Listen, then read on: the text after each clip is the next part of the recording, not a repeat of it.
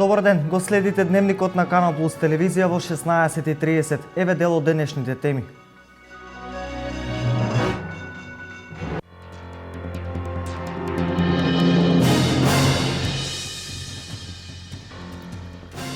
Осветување на камен темелник на црква Свети Димитрија Победоносец во село Селце Штипско.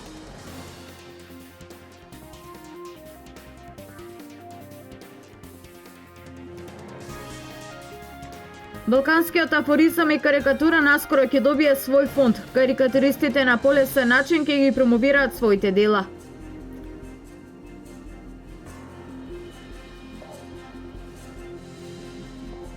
Министерството за економија објави јавен повик за добивање субвенции за угостителските објекти кои сакаат да добијат ознака Национален ресторан Мијана.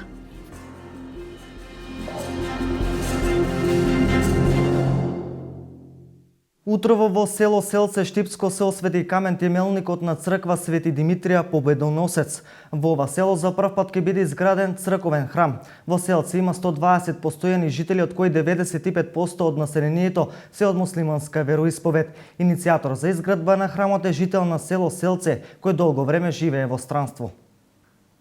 Во Штипското село Селце денес се постави камен темелник на црквата Свети Димитрија Победоносец. Жителите од ова село за прв пат ќе добијат православен храм, каде ќе можат да ги извршуваат верските обичаи. Изградбата на еден таков верски објект за православното население беше потреба. Добро е што има иницијатива од самото население. Ние како општина нормално ќе дадеме целата поддршка. Тука се и јавните предпријатија и мислам дека нивната упорност се роди на неубавото место на село Селце, каде има прекрасен поглед на Лакавичката котлина, да се направи една убава црква, таа е посветена на Свети Димитрија Солунски. Се надевам дека наскоро ќе биде завршена и мислам дека тоа е добро и за соживотот кој се живее во ова село. Општина Штип има обврска до крајот на годината да ги асфалтира сите улици во селото. Проектот е направен. Пред го тераме заедно со невладината организација ТИКАМ, каде условите се 50% да финансира општина Штип и 50% ТИКА. Тика ќе вложи некаде околу 34.000 евра, не нешто повеќе, и се надевам дека идната година ќе имаат асфалтирани улици. И верувајте дека наша желба е во оваа црква да има венчавки, да има крштевки како што ги имала во минатото. Мештаните порано имале мало место што ги вршеле своите духовни потреби и истото го нарекле Свети Димитрија Победоносец, кој истовремено име заштитник и на селото. Еве денес ги поставивме и осветивме темелите на новата црква, која ќе биде посветена на светиот великомаченик Димитрий Солунски, мироточив. Согласно проектот што е изработен за ова црква, во помали димензии, може да се види според основата на темелите. И можам да кажам дека за прв пат ова село ќе добие своја црква, бидејќи досега таа имаше една куќичка близу гробишчата, каде што луѓето се засолнува и на некој начин ги задоволува своите потреби духовни. А сега ќе имат велелепен храм, кој ќе се гледа дури од регионалниот пат Штип-Радовиш, и се надевам дека кога ќе осветиме и ќе имаме и прва крштевка и прва венчевка во ова село. Во Селце жителите се многу сложни. Главниот иницијатор за изградба на ваквиот храм е Ѓорги Митев, жител на селото, кој пред многу години се иселил во Австралија и веќе многу години е со оваа желба да изгради црковен храм во неговото родно село Селце. Идејата беше за тука, луѓето ше ја знам, ние како деца немаме никаде кај да одеме црква, па не водеа у Лесковица или у Штип некогаш. Е така многу ретко, нели у годината еднаш. И ше знам, пред можда 10 години некако ми некоја замисла има нешто да се направи што ќе остане стварно на луѓето, не за мене. Општина Штип не го заборави малото и убаво село. Им стави водоводна мрежа и им ги уреди чешмите во селото, а во план е и да ги асфалтира и улиците. Дамнешната желба на овдешните жители најпосле се оствари. Тие велат дека е време да почнат и овде да се крштеваат деца и да има венчавки, бидејќи досега за обичаи и празници тие оделе во околните села. Редно е време, тука не е имало црква, сега оваа пропад црква се отвара. Па да, сигурно ќе доаѓаме тука живеам. Тук сум пораснала, не живеам тук сум живеела тука ја. Има каде да одите? Има каде да одам, тука имам брат, имам тука и може да доаѓаме тук секој пат. А црква да се молиме. Инаку пред 2 години беше изградена и џамија за жителите од исламската вероисповед. Овде живеат 4 националности. Најмногу живеат турци, потоа македонци, власи и жители од српска националност. Министерството за економија објави јавен повик за добивање субвенции за угостителските објекти кои сакаат да добијат ознака Национален ресторан Меана. Повикот ќе трае до 30 септември, а вредноста на повикот е 1 милион денари. До 30 септември трае конкурсот за субвенции за угостителските објекти кои сакаат да добијат ознака Национален ресторан Меана. Огласот за добивање субвенции го објави Министерството за економија, а вредноста на повикот е 1 милион денари. Субвенционирањето на угостителските објекти за добивање на ознаката се врши преку кофинансирање, 60% од докажаните трошоци, но не повеќе од 120.000 денари, кои ќе се направат за набавка на опрема, алати и инвентар, печатање промотивен материјал, учество на обуки, семинари и презентации, уредување или подобрување на деловниот простор. Средствата не може да се користат за набавка на потрошен материјал и возила, закупнина за деловен простор, платен данок на додадена вредност за трошоците за кои се бара кофинансирањето, како и за царина за трошоците. Ке се земаат предвид трошоците направени во периодот од 1 јануари 2015 година до крајниот рок на аплицирање. Изборот на пристигнатите барања ќе се прави по принципот прв дојден, прв услужен, односно по редослед на поднесување на апликацијата до исцрпување на средствата. Штипскиот народен театар подготвува нова представа за деца, насловена е како Приказни по телефон, а премиерно ќе биде изведена кон крајот на септември оваа година. Штипскиот народен театар започна нов проект, и тоа наменет за најмалите. Имено веќе започнаа пробите за детската представа Приказни по телефон во режија на Дејан Дамјановски.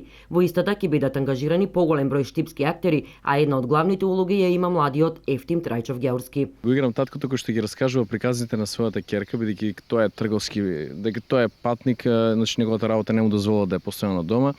И за да може неговата керкичка да заспие, секоја вечер се јавува точно во 10 часот и секоја вечер раскажува по една приказна додека не дојде нејзиниот роден ден и тогаш да изненади со неговото присуство. Станува збор за представа која е многу реална и која на децата ќе им овозможи да се соживеат со сите приказни кои ги раскажува таткото на својата ќерка. Не е толку бајковите, проблемите се многу пореални, децата што ги доживуваат и општеството во кое што се сега наоѓаме. А самите приказни во себе носат многу фантазија и ќе биде целата представа голема, бидејќи е ова голем проект. Представата премиерно ќе биде изведена на детскиот фестивал Малиот принц во организација на Националната установа Центар за култура Ацо Шопов, кој е предвиден за последните денови од месец септември. Ке се формира Балканска фондација за карикатура и сатира, а со тоа ќе се олесни патот на авторите до нивната публика и публикацијата на нивните дела. Балканскиот афоризам и карикатура наскоро добива свој фонд. Фондацијата Ѓорѓеовски ќе биде една од првите која што ќе има за цел авторите од Балканот на полесен начин да ги пласираат своите дела до влюбениците во хуморот, сатирата и карикатурата. Таа ќе биде Балканска фондација, веќе контактите со Бугарија се направени, сатиричари и карикатуристи од Србија и тие ќе бидат вклучени. Оваа фондација обично ќе врзува, например, изложби или промоции на книги во повеќе градови, така да се поделат малку трошоците, така да во овие малку тешки времиња на поедноставен и поевтин начин се направат изложби на карикатури, се направат и промоции на книги. А една и од главните цели е да се помогнат на сатиричарите, на карикатуристите, полесно да си го најдат патот, пократкиот пат до љубителите на сатирата и карикатурата. Фондацијата Ѓорѓеовски во рамки на своите активности планира во догледно време да распише конкурс за дебитантски роман за млади автори, како и да помогне на роднокрајните автори при издавањето на нивните дела. Овој фонд ќе биде секогаш отворен за овој конкурс за роман, еднаш годишно, и исто така овој фонд ќе направи напор да соработува со роднокрајните автори од Делчево, кои мислам дека се запоставени. Овде зборувам за роднокрајни автори, не само писатели, поети, туку и ликовни уметници, дај Боже утре да се појавите и некои карикатуристи од Делчево. Ќе ги користиме своите врски како со карикатуристи, со сатиричари, за илустрации на нивните книги, за редактирање на нивните книги, за издавање на нивните книги. Инаку првите активности оваа фондација ги започна со изложбата на најпрестижните школи за карикатура во случајот бугарската, а ќе продолжи со представување на Хрватското друштво на карикатуристи, кое што ќе биде промовирано во рамки на вечерта на македонски карикатури, кое што ќе се одржи во текот на месец август.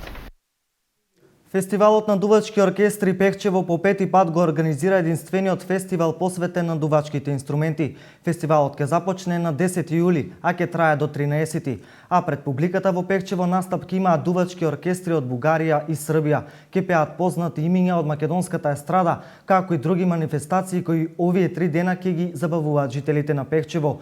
Утре ќе се одржи пресконференција за медиумите, на која покрај градоначалникот на општина Пехчево Игор Поповски и организаторите на фестивалот ќе присуствуваат председателот на жири комисијата, врвен експерт од оваа област, професорот по музичката академија Васил Ристов и победникот од минатата година на фестивалот Уска Кан.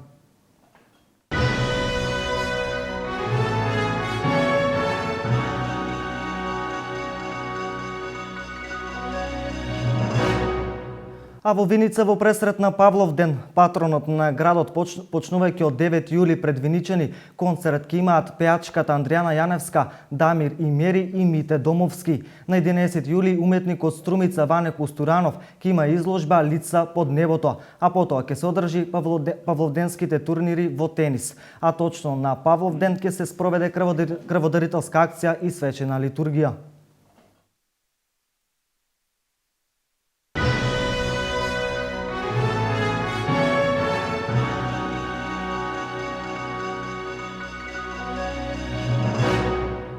Цената на јачменот од годинешнава реколта е помеѓу 8 и 10 денари за килограм, која за производителите и за одгледувачите на добитокот е неприфатлива. Намалените приноси кај житариците негативно ќе се одржат и во сточарството. Во моментот цената на јачменот од годинашнава реколта е меѓу 8 и 10 денари, што за производителите е далеку од онаа со која треба да се покријат трошоците, но во исто време таа е неприфатлива и за одгледувачите на добиток. Кај вторите, незадоволството е поради ниската откупна цена на свињите, која изнесува по 70 денари за килограм, исто како и кај јагнињата, каде што изнесува 120 денари. На што се должи ваквиот диспаритет на цената кај месото? Тоа е резултат на голем дел што има смрзнато увезено смрзнато месо по многу ниски цени и што е веќе тоа е пракса смрзнатото месо да е во продажбата и угостителството. Ние имавме неколку средби и во кабинетот на господинот Пешевски и во Министерството. Имаме допис од сите производители на свинско месо во Македонија и нашето барање е замрзнатото свинско месо. Ние немаме ништо против да се употребува во преработувачките индустрии, за да имаме ефтини преработки со месните производи. Меѓутоа сме нашето барање да апсолутно во малопродажба и во угостителските објекти да не се троше смрзнатото месо. На овој начин самите потрошувачи се ставаат во заблуда, затоа што секој кога оди во продавница бара да биде послужен со свежо македонско месо. Сите наши реклами укажуваат дека имаме добри македонски производи, дека се троши свежо месо, а во реалноста е спротивното. Скоро сите угостителски објекти трошат замрзнато свинско месо, што не е противзаконски тоа. Тоа може, ако ги исполнуваат месото, ако ги исполнува условите, може да се ништо нема, не е забрането, меѓутоа тоа тешко се контролира, тешко се проведува кога е замрзнато, кога е внесено во Македонија, колку му е рок на траењето на замрзнатото месо, кога се употребува, тоа не може да се прати. За да се стави крај на оваа појава, од Асоциацијата на земјоделци инсистираат на поголема ажурност од страна на надлежните ветеринарни и санитарни служби.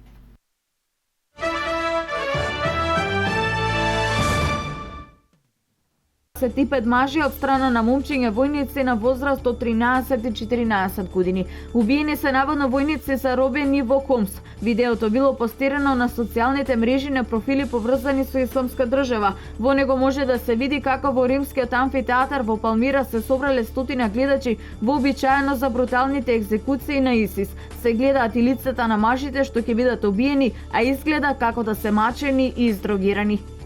Десетина дена по крававиот масакар на плажата во режија збеснат симпатизер на исламска држава, во кој животите ги загубија 38 туристи, главно британци, во Тунис се во видена воредна состојба. Безбедносните мерки во северноафриканската држава и проведувањето на воредната состојба беа значително заострени, а сега се очекува дополнително присуство на полицијата, на оружените сили на улиците, плажите и хотелите.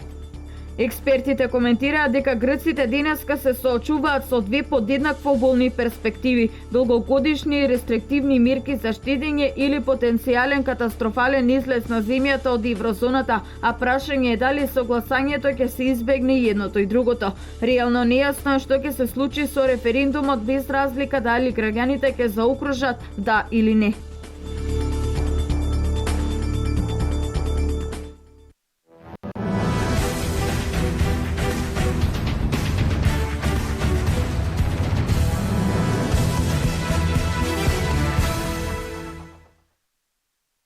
Со надпреварот на минатогодишниот шампион и годинава еден од фаворитите за највисок пласман Бање и екипата на Карбинци, вчера во Чешиново и официјално беа отворени годинешните 43-ти поред Илинденски спортски игри. Турнирот е од регионален карактер на кој учество земат фудбалски клубови од општината, како и од соседните општини. Годинава за учество на најстариот фудбалски турнир во Македонија се пријавија 15 екипи, распоредени по 4 во првите 3 групи и 3 во четвртата група. Според составите, неколку екипи најавуваат освојување на првото место, но според играчкиот потенцијал со кој што располагаат главни фаворити за освојувањето на првото место се екипите на Бање и Чешиново. Во програмата на Илинденските спортски игри и оваа година е предвидено да се одржат турнири во шах и велосипедизам.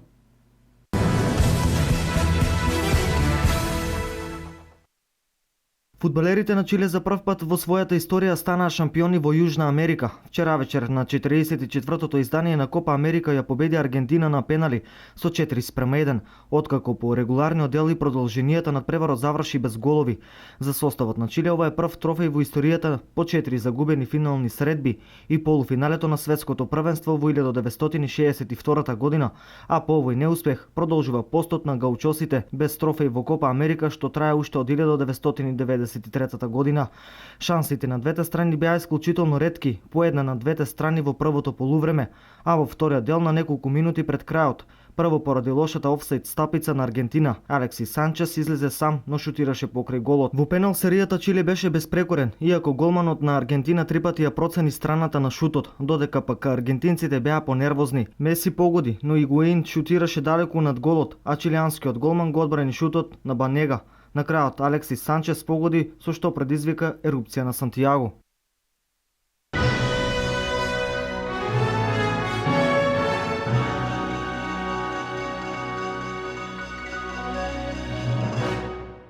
Овде е крајот на дневникот на Канал Плюс. Следното информативно издание во 20 часот. Имајте пријатен ден.